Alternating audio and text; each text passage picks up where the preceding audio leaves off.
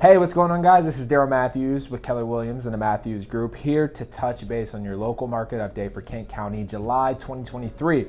So we had an interesting market, but before we jump into this, please like and subscribe for all real estate content and updates. Here we go.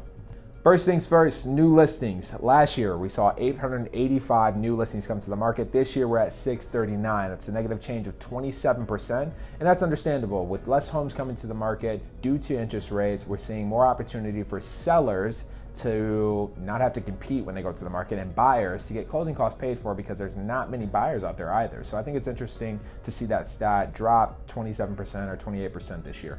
In addition to new sales, we saw closed sales drop as well this year, 805 to 593. That's a negative 26% change. It's not a bad thing in this market. We're seeing the same ratios between new listings and closed sales, so I like to see that trend up in the month of August. I think that that's likely going to happen, as that's one of our higher months of the year. All right, next up is days on market until sale. Last year, we saw an average of 10 days until your property sells. This year, we see an average of 15 days. So that's an increase of 50%. Takes your property a little bit longer to sell this year, but if I'm a buyer in this market, I know that because it takes homes so longer to sell, I want to jump into a property with urgency and make an offer. And if I'm a seller, I know that I need to price my property appropriately. So take that into mind if you're either buying or selling or investing in real estate this year. Next up, we have the $1 million question for most, right? Average sales price. Where is that at this year? So this month of July, we're at $365 in 2022. This year, we're at $389 or $390.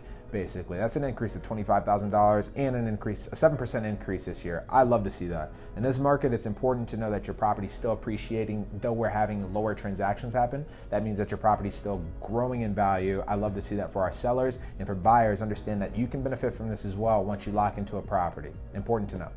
Last but not least, month supply of inventory. So we see 1.1 last year in 2022, right? So 1.1 means it takes all of the properties. If no other home came to the market, it would take us about a month and a week to sell all of those homes. This year we see 0.8. So it would only take us about 3.5 weeks to sell every property if no other home came to the market. That's a negative change of 30%.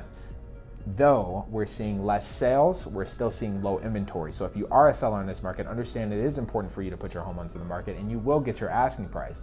And if you're a buyer in this market, understand you need to lock in and make sure that you have a strategy before you make an offer to a property, because there aren't many homes here.